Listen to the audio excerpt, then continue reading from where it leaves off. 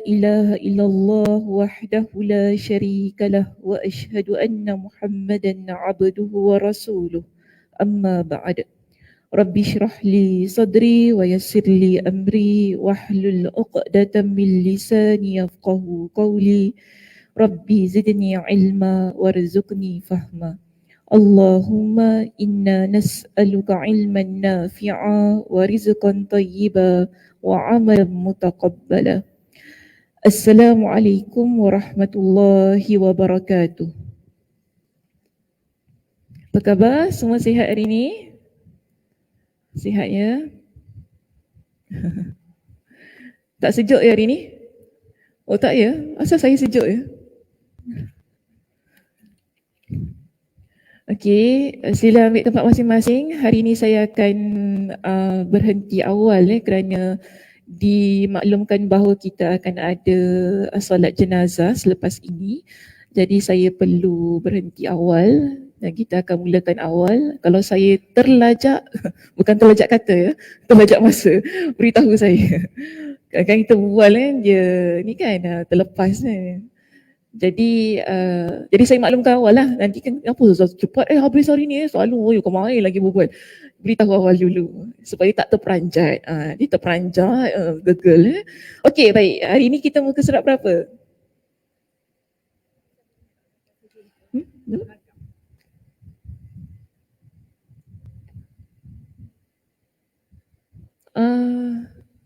Kak Nur mana? Kak Nur Kamaria?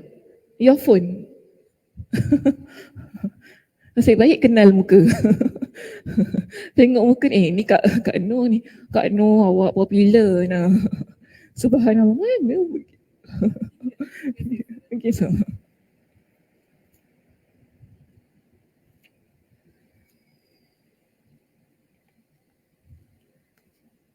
Okey, hari ni muka surat berapa? 412. Okey, kita akan mulakan perbincangan kita di muka surat 412. Bab kita yang ketiga, topik kita yang ketiga di situ bertajuk faktor pemicu dosa. Maknanya faktor yang sebab-sebab yang boleh kita panggil sebagai trigger. Pemicu tu maksudnya benda yang trigger kita, yang buat kita nak buat dosa. Apa dia? Okey. So di sini dijelaskan kepada kita dengan beberapa poin di situ. Baik. Kita baca ya di satu pada perenggan yang pertama. Seorang hamba tidak akan melanggar perkara yang diharamkan melainkan kerana dua hal. Jadi Imam Ibn Al-Qayyim Al-Jauziyah dalam kitab ini dia kata kita sebagai seorang hamba kita ni tidak akan melanggar sesuatu yang diharamkan. Maknanya apa yang Allah Subhanahu Wa Taala perintahkan supaya kita tinggalkan perkara itu kita tak akan langgar, melainkan kita ni ada dua perkara. Apa dua perkara itu? Pertama kita lihat di sini buruk sangka kepada Rabbnya. Maaf saya tanya, belakang situ gelap ke tidak? Yang duduk belakang ni gelap ke tak? Okey saja. Dia ada lampu ekstra tak dia? Macam gelap malam. Ada lampu? Macam tak gelap malam. Okay, kalau gelap beritahu ya. Kok boleh letak spotlight kat situ.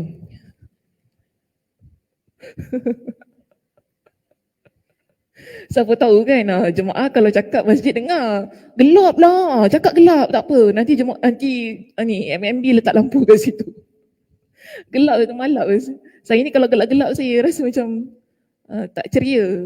Mata dah tua tak mata muda lagi. Cuma memang saya tak suka gelap. Okey, so kita lihat begini. Tadi perenggan yang pertama, Imam Ibn Qayyim Al-Jauziyah kata ada dua sebab yang akan buat kita ini melakukan dosa. Pertama dia kata buruk sangka kepada Rabbnya.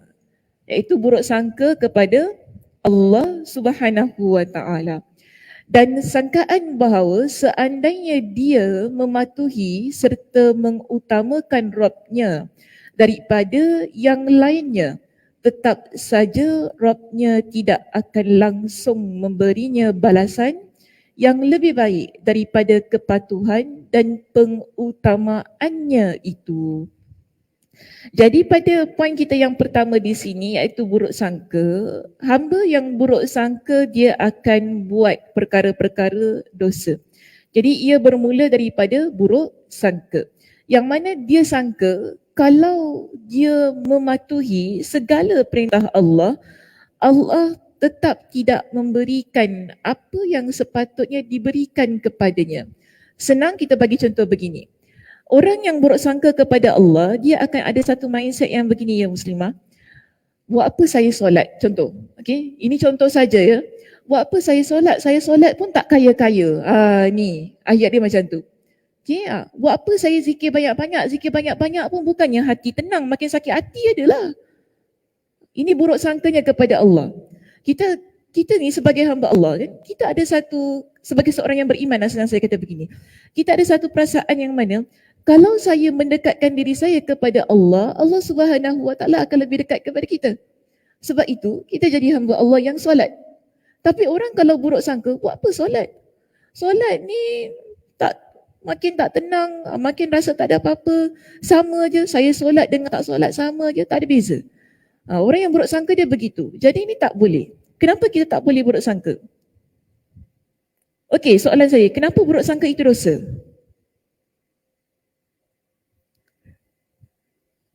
Kenapa senyum tu tengok saya? Kenapa buruk sangka itu dosa? Buruk sangka kepada Allah itu dosa.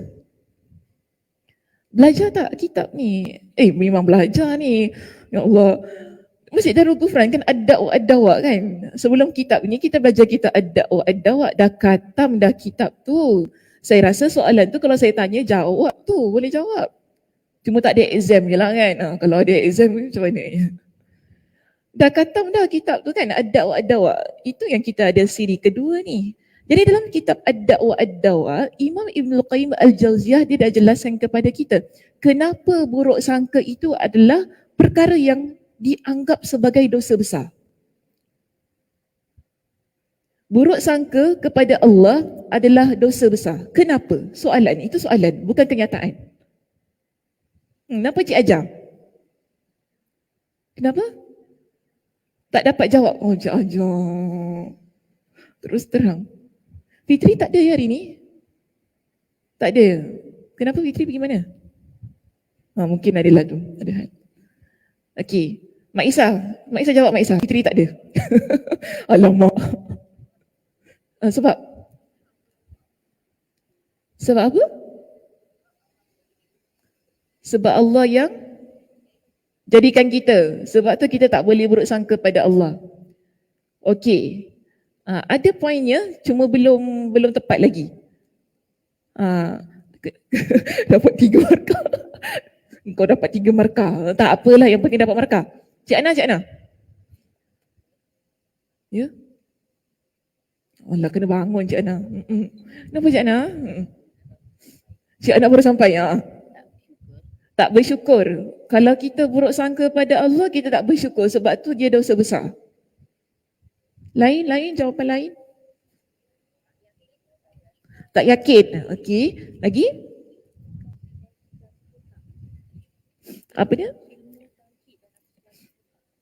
Ilmu tauhid kita tak cukup. Sebab tu dosa.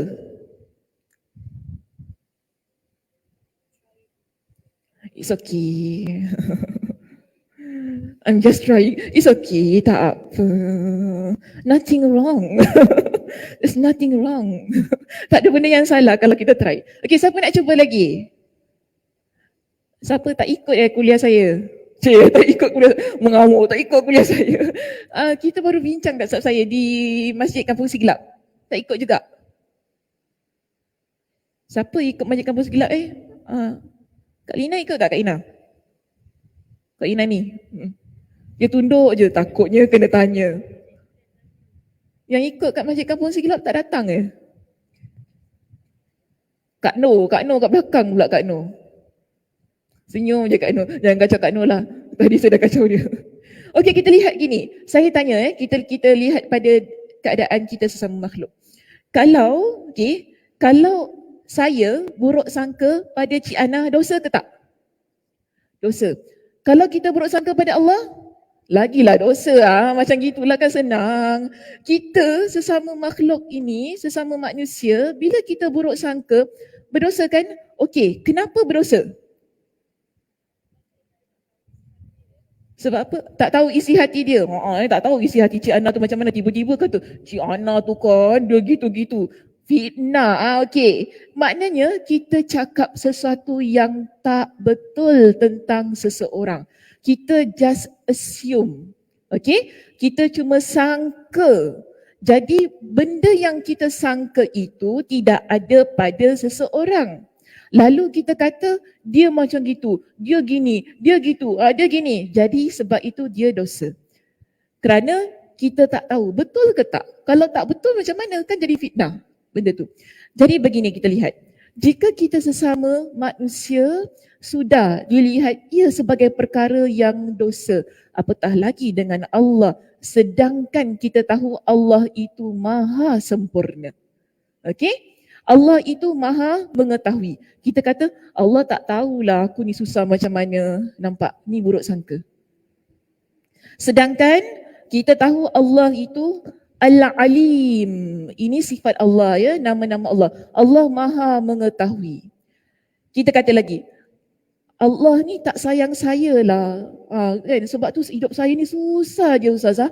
Tak boleh. Itu buruk sangka. Kerana Allah itu Ar-Rahman Ar-Rahim. Hari-hari kita baca Bismillahirrahmanirrahim. Dengan nama Allah yang maha pengasih lagi maha penyayang. Maknanya kita tahu Allah itu maha pengasih, maha penyayang. Tapi kalau kita kalau kita kata Allah tu tak sayang saya, Allah tu tak tahu, Allah tak, bermakna kita menafikan sifat-sifat yang ada pada Allah. Kenapa kita menafikan? Sebab kita ada su'uzan pada Allah. Ni ayat ayat dalam bahasa Arab kita. Su'uzan. Dalam bahasa Melayu kita kata buruk sangka. Jadi kita tak boleh ada rasa yang buruk sangka kepada Allah, menafikan sesuatu yang seharusnya ada pada Allah, yang sebenarnya Allah itu maha sempurna. Allah itu maha segala-galanya. Tapi kita dah mula buruk sangka. Jadi kalau begitu keadaannya, inilah yang menjadikan kita seorang hamba Allah yang berdosa.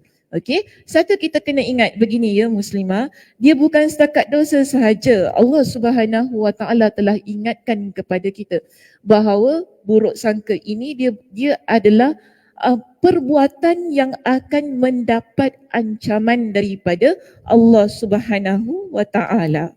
Okey, tadi poin kita yang pertama ya, pemicu kepada dosa ada 2 poin.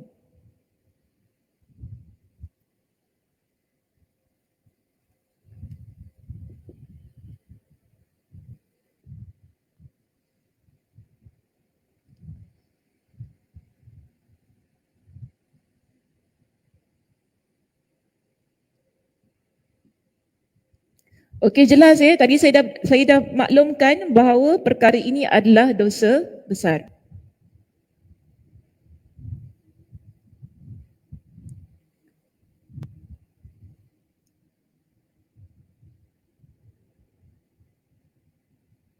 Kita rujuk surah Al-Fatih ayat yang ke-6.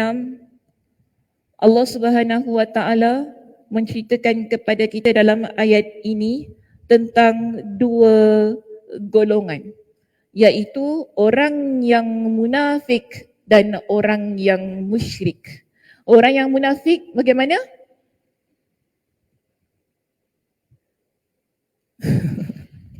Orang munafik bagaimana? Dia menduakan Allah, munafik. Munafik dulu. Tak beriman dengan hati. Tak menepati janji. Okey. Saya bagi yang umum dulu ya, begini. Kita kata orang munafik ialah dia depan lain, belakang lain. Senang kata macam tu. Tetapi bila kita sebut tentang munafik dalam ayat ini, surah Al-Fatih, maknanya ialah orang yang mana dia di hadapan dia tunjukkan dirinya beriman kepada Allah. Tapi dalam hatinya tidak beriman kepada Allah. Okey, yang macam Cik Ajar kata tu betul. Itu ada tanda-tanda yang Nabi SAW sebutkan. Ayatul munafiqi thalath.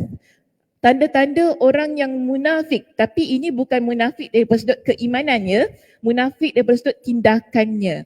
Tanda-tanda orang yang munafik ini Nabi sebut ada 3. Pertama, jika dia berkata dia berbohong.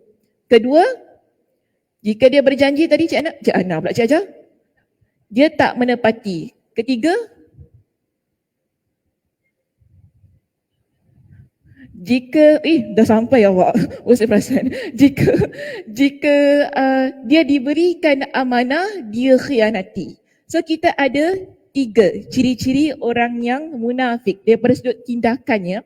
Namun pada surah Al-Fath ayat yang ke-6 ini, Allah Subhanahu Wa Taala ingin beritahu kita tentang orang munafik yang mana hatinya tak beriman kepada Allah, tapi zahirnya dia tunjukkan dia solat, dia puasa, dia mengucap 2 kalimah syahadah, semuanya ada pada diri dia. Tapi dia orang munafik. Okey? Kedua, Allah Subhanahu Wa Taala juga ingin sebutkan tentang orang yang musyrik.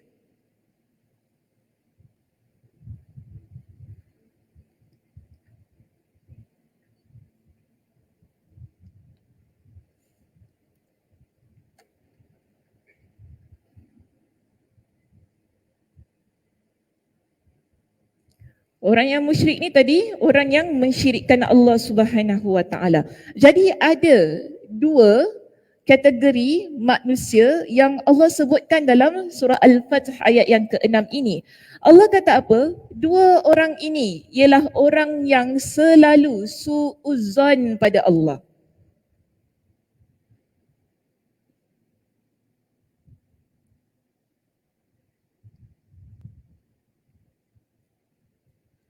Okey, sila buka surah Al-Fath ayat yang ke-6. Surah Al-Fath pada ayat yang ke-6, Allah Subhanahu Wa Taala berfirman. Dalam ayat ini Allah Subhanahu Wa Taala berfirman, wa yu'adzibal munafiqina wal munafiqati wal musyrikina wal musyrikati. Dan supaya Allah menyeksa orang-orang munafik, tidak kira orang munafik itu lelaki ataupun wanita. Juga Allah Subhanahu Wa Taala menyeksa orang-orang yang musyrik, tidak kira sama ada yang musyrik ini yang mensyirikkan Allah itu adalah lelaki maupun wanita. Lalu di sini Allah Subhanahu Wa Taala sebutkan az-zannina billahi zannas saw. 2. Okey, 2 orang tu tadi munafik, musyrik, mereka adalah orang yang sentiasa menyangka terhadap Allah dengan sangkaan yang buruk bahawa dia akan mengecewakan Rasulnya. Alaihim, kemudian Allah Subhanahu Wa Taala sebutkan kepada kita apakah ancaman yang akan diberikan Allah kepada orang yang su'uzan pada Allah itu. Okey, 1. Allah sebutkan pada ayat yang sama, ayat ini Allah kata apa? Alaihim dairatus saw. Ke atas mereka akan ditimpa bala bencana yang dibawa oleh peredaran zaman.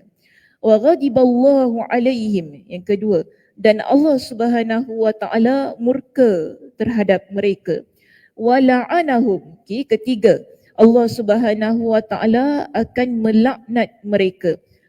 Yang keempat, wa a'adda lahum jahannam wa sa'at masira. Dan Allah Subhanahu Wa Taala akan menyediakan untuk mereka neraka jahannam.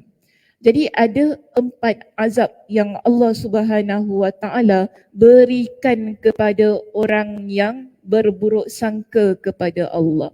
Alaihim dairatus saw, dalam ayat ini jika kita membuka kitab tafsir Imam Ibn Kathir rahimahullah, beliau mentafsirkan alaihim dairatus saw dengan satu keadaan di mana Allah Subhanahu Wa Taala menjauhkan rahmat daripada orang yang berburuk sangka.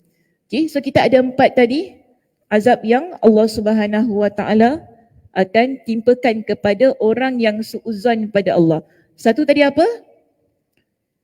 Jauh dari rahmat Allah.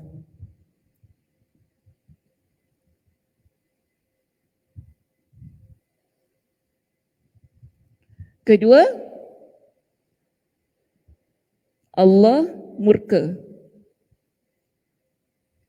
Ketiga, Allah laknat. Keempat,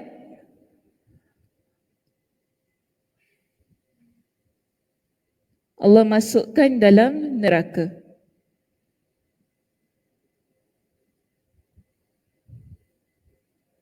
Okey.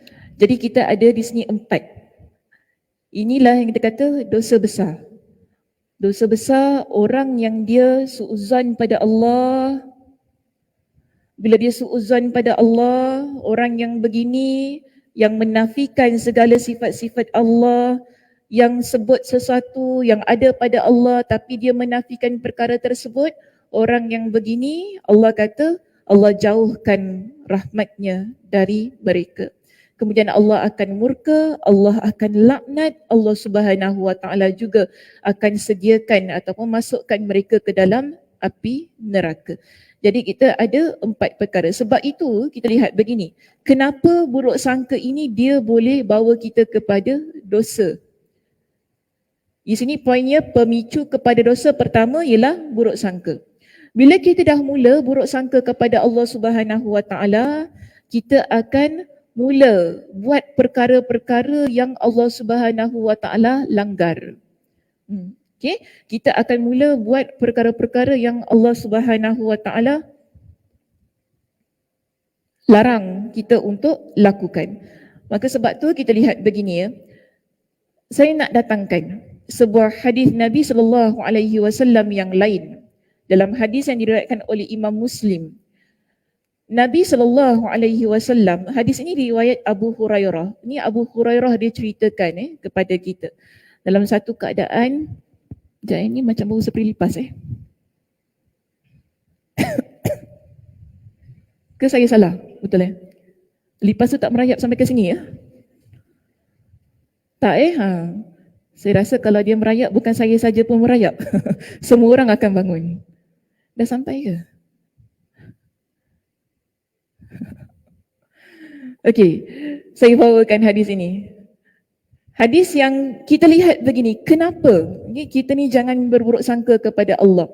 Kalau kita berburuk sangka kepada Allah, dia akan buat kita berhenti daripada beramal ibadah.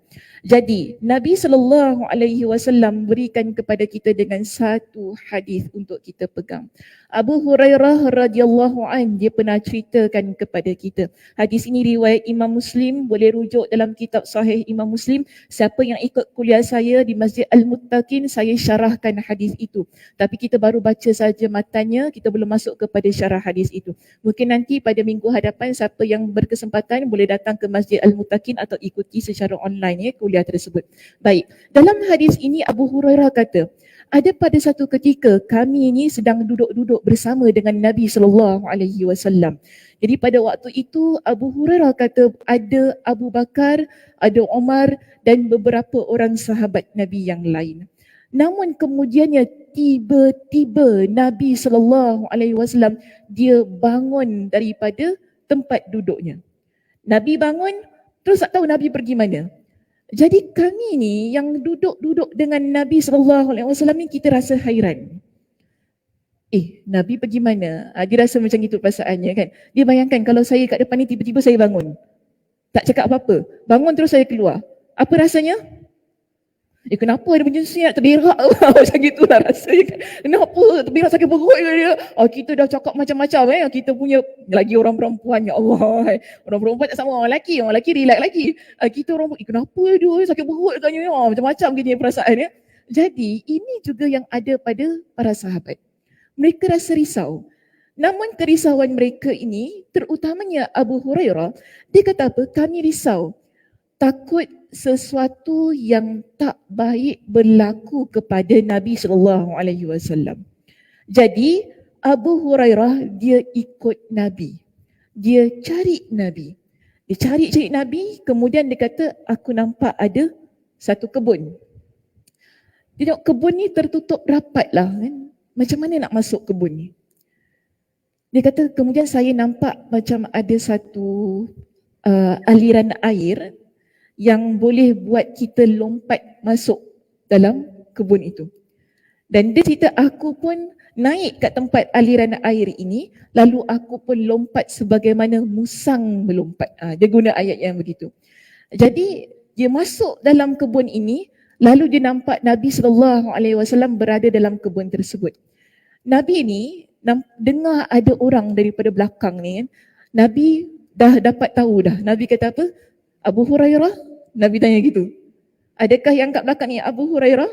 Abu Hurairah kata apa? Ya wahai Rasulullah, aku. Jadi Abu Hurairah ni kata kepada Nabi, wahai Rasulullah, tadi engkau sedang duduk-duduk bersama dengan kami. Kemudian tiba-tiba engkau bangun.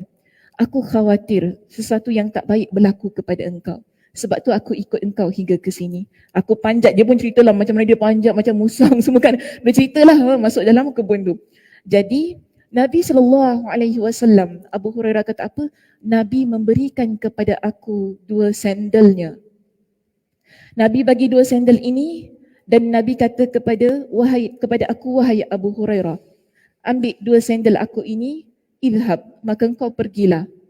Kemudian man laqita, sesiapa yang engkau jumpa, min wara'i hadzal ha'id, siapa yang engkau jumpa yang ada di belakang kebun ini, yang mana orang itu yashhadu an la ilaha illallah. Orang ini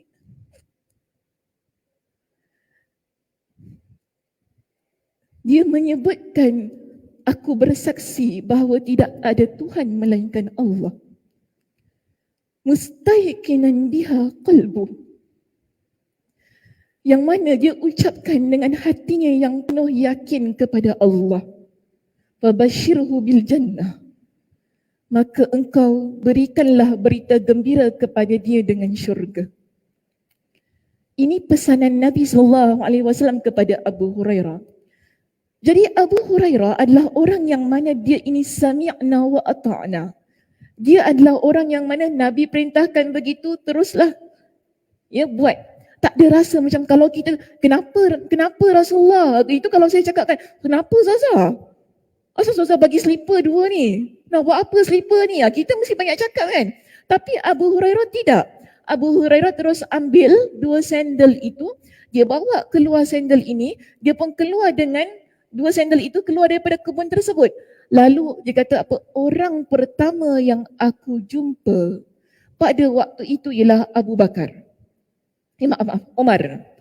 Okey, aku jumpa dengan Umar. Umar ni garang jangan main-main. Dia tak macam Abu Bakar. Abu Bakar tu dalam hati ada taman. Tapi Umar tidak. Umar nampak garang sangat-sangat. Jadi Umar ni tanya kepada Abu Hurairah. Okey, Abu Hurairah, kau nak ke mana? Cakap, ni, dia kata, dia tunjukkan dengan slipper tu lah. Ni, Nabi bagi aku. Nabi kata, dia beritahu kepada Umar.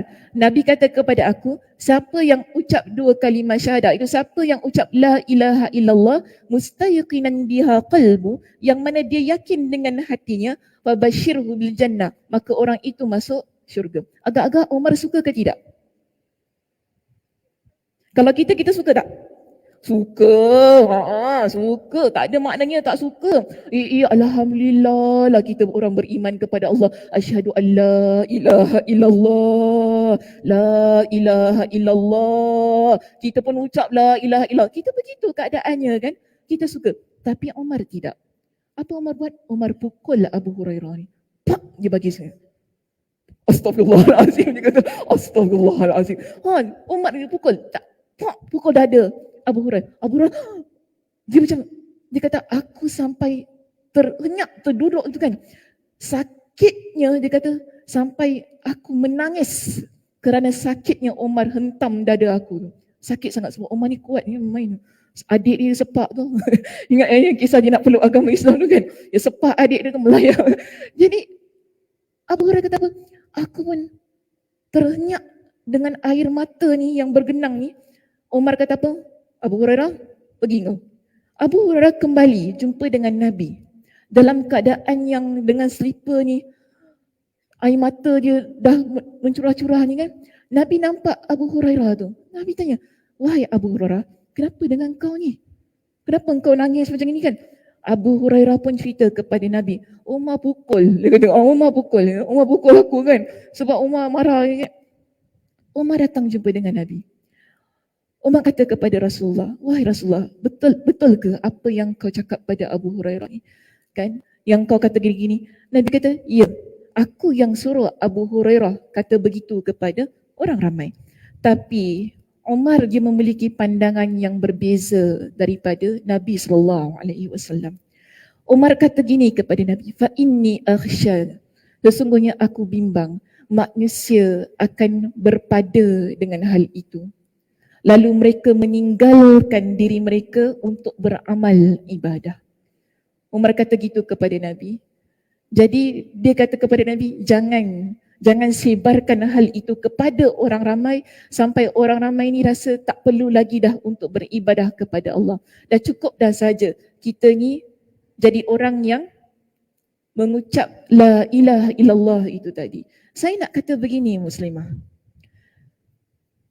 Dalam perbincangan itu tadi, kita kata apa? Jangan su'uzan kepada Allah. Orang yang su'uzan kepada Allah, dia berada dalam keadaan yang dosa besar. Orang yang begini, Allah Subhanahu Wa Taala akan berikan kepada dia, Allah akan jauhkan dia daripada rahmatnya. Allah akan berikan kepada dia dengan murka, laknat. Allah akan masukkan dia dalam api neraka. Okey, sekarang kita ada husnuzan yang begitu tinggi terhadap Allah Subhanahu Wa Taala. Tapi kita kena ingat, husnuzan kita kepada Allah itu ia bukan semata-mata husnuzan. Tadi Nabi kata, siapa yang ucap la ilaha illallah dia pasti masuk syurga. Kita husnuzan pada Allah sehingga husnuzan kita itu dia boleh menyebabkan kita jadi orang yang berpada. Maksud saya berpada ya, tak payahlah beramal. Alhamdulillah saya jadi orang yang beriman kepada Allah. Tak payah solat lah, tak payah puasa lah. Allah tu kan nanti masukkan kita juga dalam syurga. Ini husnuzan yang salah. Okey? Sebab saya mesti terangkan. Sebab mungkin ada orang terlampau sangat husnuzan pada Allah sampai dia tak beramal. Jadi bermakna begini, kita memang wajib ada husnuzan pada Allah. Tapi kena ingat, husnuzan kita perlu diikuti dengan amalan. Dia tak boleh hanya berpada saya sangka baik kepada Allah. Sebab orang yang bersangka baik kepada Allah dalam keadaan yang salah, dia akan kata, buat apa saya nak bertaubat kepada Allah? Allah tu kan maha pengasih, mesti Allah ampunkan saya. Yang penting saya dah beriman kepada Allah, dah sudah. Last-last pun masuk syurga juga. Mungkin orang yang husnuzan kepada Allah dalam keadaan yang salah, dia akan berkata begitu. Jadi yang penting sekarang ini ya muslimah, pertama, buruk sangka kepada Allah itu dosa. Ia adalah pemicu ataupun perkara yang tadi saya sebut, ia akan trigger kita buat perkara dosa. Sebab bila kita dah buruk sangka kepada Allah, kita dah tak nak beramal lagi. Buat apa saya solat? Kalau saya solat nanti pun saya tak kaya. Contoh kan, jadi saya kata, buat apa saya solat pun hidup saya tetap susah lah Ustazah. Tak payahlah nak solat semua ini. Dia akan terus-terusan buat kita meninggalkan amalan. Tetapi dalam keadaan kita berhusnuzan kepada Allah Subhanahu Wa Taala, kita kena ingat husnuzan dia mesti ada amalan. Bagaimana amalan kita? Bagaimana salat kita? Bagaimana puasa kita? Bagaimana sedekah kita? Sebab itu dalam hadis yang diriwayatkan oleh Imam Muslim, Nabi SAW dalam sebuah hadis qudsi, Nabi kata gini, Allah Subhanahu Wa Taala berfirman, ana inda zanni abdi bi wa ana ma'ahu inda yadhkuruni. Aku berada pada pandangan hamba aku. Okey? Aku berada pada pandangan hamba aku, maknanya bagaimana kita ini fikir tentang Allah. Dalam hadis itu tadi, Nabi kata apa? Allah ingatkan kepada kita. Allah itu dia sentiasa bersama dengan kita selama mana seorang hamba itu dia ingat kepada Allah. Sebab itu pada minggu lepas kita bincang tentang zikir, betul tak? Ingat lagi zikir apa yang saya ajar? La ilaha illallah wahdahu la syarikalah, lahul mulku wa lahul hamdu wa huwa ala kulli syai'in qadir. Zikir itu adalah zikir yang mengandungi kalimat tauhid. Kena ingat. Okey? Sebab itu orang yang dia mengucapkan zikir tersebut 100 kali sehari. 100 hari kan tiba-tiba 100 hari dah sudah tak beramal. 100 kali dalam sehari, Allah Subhanahu Wa Taala akan tulis bagi dia 10 kebaikan, akan hapus bagi dia 10 keburukan, akan Allah pelihara dia daripada gangguan syaitan. Kerana apa? Dia mengucapkan tauhidnya kepada Allah. Dia ingat kepada Allah. Sebab itu Allah kata, hamba yang ingat kepada aku akan ingat kepada dia. Jadi sekarang baik sangka kita kepada Allah bagaimana? Okey, ini perlu sentiasa kita muhasabahkan. Baik sangka kita kepada Allah ini, dia akan menjadi permainan syaitan. Kena ingat. Syaitan dia akan sentiasa buat kita jadi orang yang buruk sangka pada Allah, terutamanya ketika kita ditimpa dengan musibah, ketika kita Allah Subhanahu Wa Taala berikan kepada kita dengan ujian. Okey, Allah Subhanahu Wa Taala akan berikan kita dengan pelbagai macam ujian dalam kehidupan ini. Jadi Allah Subhanahu Wa Taala ingatkan kepada kita, hamba yang ditimpa dengan ujian dalam surah Al-Ankabut ya. Hamba yang ditimpa dengan ujian ialah hamba di mana untuk dinilai adakah benar keimanannya kepada Allah ataupun dia cuma acah-acah beriman je kepada Allah. Maka sebab itu Allah berikan kepada kita dengan ujian. Orang tanya kita kan, Ustazah, kenapa Allah uji saya? Kenapa Allah itu? Kenapa Allah ini? Allah uji kita kerana Allah Subhanahu Wa Taala ingin lihat bagaimana kita menzahirkan keimanan kita kepada Allah. Adakah kita buruk sangka kepada Allah? Ni pertama. Adakah kita buruk sangka kepada Allah? Kalau orang munafik dengan orang musyrik dah memang dah. Dia apa-apa berlaku pada diri dia memang. Dia pertama sekali dia akan buruk sangka kepada Tuhan. Tapi kita tidak. Sebab tu kita apa-apa yang berlaku, kita beriman kepada takdir Allah bukan? Takdir Allah tu rukun iman kita yang keberapa? 6 ke 5, 7, 8, 9, 10? 6, okay? Rukun iman kita, maknanya wajib beriman kepada qada dan qadar. Hamba Allah yang Allah uji dia akan ada satu perasaan mengembalikan dirinya kepada Allah.